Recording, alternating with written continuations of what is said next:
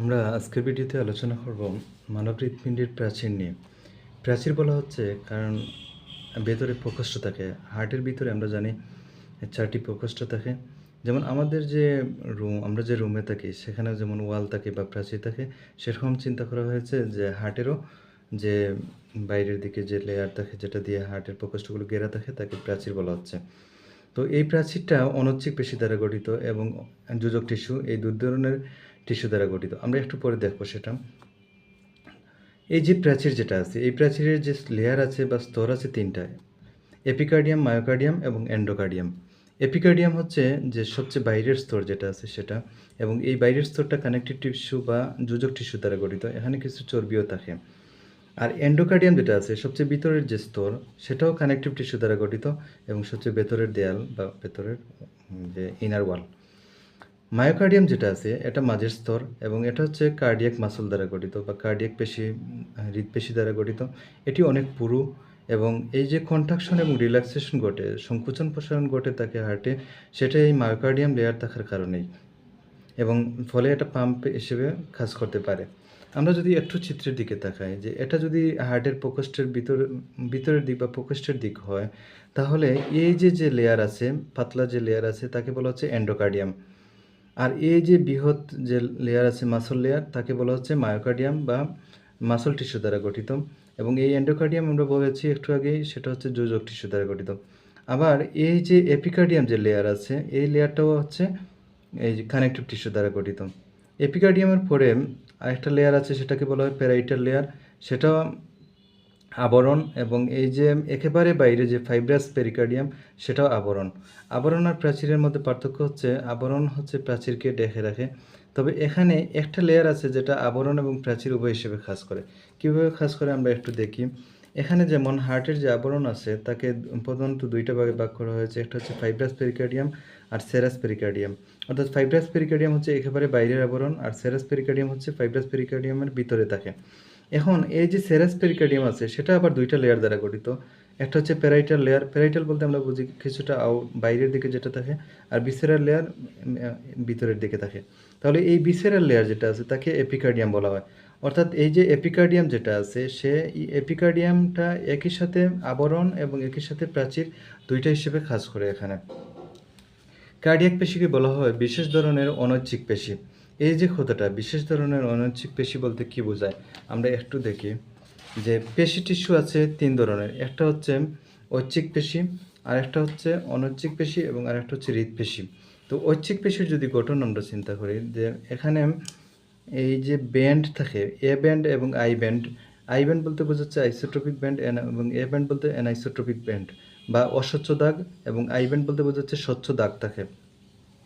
এখন এই যে অস্বচ্ছ দাগ যেটা আছে, এই দাগ আবার রেখার মতো দেখায় বা ডোরার মতো দেখায়। সেজন্য রেখার মতো দেখায় বলে একে বলে রৈখিক পেশি। আর যেহেতু দাগ থাকে সেজন্য একে বলে অমসৃণ পেশি। আবার এটা কঙ্কালের সাথে যুক্ত থাকে বলে তাকে বলে কঙ্কাল পেশি। আবার এটা আমাদের এই যে ইচ্ছে মতো সংকোচন প্রসারণ করতে পারি সেজন্য বলে ঐচ্ছিক পেশি। যেমন আমাদের যে হাতের বাহু যেটা আছে, বাহুতে বাইসেপস পেশি থাকে, আমাদের চলাচলের জন্য বিভিন্ন যে পেশি থাকে, এগুলো হচ্ছে ঐচ্ছিক পেশি। অনৈচ্ছিক পেশির কথা যদি আমরা চিন্তা করি, যে এগুলো আসলে আমাদের নিয়ন্ত্রণে নাই, বরং স্বয়ংক্রিয় স্নায়ু দ্বারাই এগুলোর সংকোচন প্রসারণ নিয়ন্ত্রিত হয়। এখানে যদি চিত্র দেখি, কোনো ব্যান্ড নেই, কিন্তু এ ব্যান্ড আই ব্যান্ড কোনো কিছু নেই, যার ফলে এটা হচ্ছে মসৃণ। যেহেতু কোনো রেখা নেই সেজন্য এটা অরৈখিক, এবং এটা যে বাইরের দিকে থাকে না বা এই যে কোন কঙ্কালের সাথে যুক্ত থাকে না, বরং ভিসেরাল মাসল হিসেবে কাজ করে, সেজন্য এটা ভিসেরাল পেশি। কোথায় থাকে এটা? পৌষ্টিক নালীতে থাকে, শ্বাসনালীতে থাকে, রক্তনালী, জরায়ু, মূত্রথলি ইত্যাদিতে এটা থাকে। আমরা যদি হৃৎপেশির কথা চিন্তা করি তাহলে এটা সবচেয়ে বিস্ময়কর, যে এটা দেখতে দেখা যাচ্ছে যে ঐচ্ছিক পেশির মতো। এই যে ডোরাকাটা দাগ আছে, এই যে ডোরাকাটা দাগ আছে, এখানে দেখা যাচ্ছে ডোরাকাটা দাগ আছে, অর্থাৎ দেখতে দেখা যাচ্ছে ঐচ্ছিক পেশির মতো, কিন্তু কাজ করে অনৈচ্ছিক পেশি। আমরা কি আমাদের হার্টবিট বন্ধ করতে পারি না। তাহলে কাজ হচ্ছে অনৈচ্ছিক পেশির মতো, আর দেখতে দেখা যাচ্ছে সেটা ঐচ্ছিক পেশির মতো। এটা কোথায় পাওয়া যায়? মায়োকার্ডিয়াম যেটা আছে আমাদের হার্টের যে লেয়ার, একটু আগে যে ওয়াল পড়লাম মায়োকার্ডিয়াম, সেই মায়োকার্ডিয়ামে থাকে। কিন্তু এপিকার্ডিয়াম এবং এন্ডোকার্ডিয়াম সেটা আবার যোজক টিস্যুর আবরণ, সেখানে যে এই টিস্যুটা থাকে না, এই সেলগুলো থাকে না। এই যে হৃৎপিণ্ডি একটা বড় বৈশিষ্ট্য হচ্ছে এখানে প্রচুর পরিমাণ মাইটোকন্ড্রিয়া থাকে। ৫,০০০ মতো মাইটোকন্ড্রিয়া প্রতিটা কোষে থাকে, যার ফলে প্রচুর পরিমাণ শক্তি উৎপন্ন করতে পারে। এবং প্রতিটা কোষের এই যে পেশি টিস্যুর প্রতিটা কোষের যে সাইটোপ্লাজম আছে তাকে বলে সার্কোপ্লাজম। এখানে একটা কথা লেখা আছে ইন্টারক্যালেটেড ডিস্ক। ইন্টারক্যালেটেড ডিস্ক বলতে বোঝায় এই যে এটা যদি একটা কোষ হয়, এই যে হৃৎপেশির একটা কোষ হয়, তাহলে এই পেশির সাথে আরেকটা পেশি কোষের সাথে আরেকটা পেশি কোষ সরাসরি এই যে একটা চাকতির মতো একটা গঠন এই দ্বারা যুক্ত থাকে।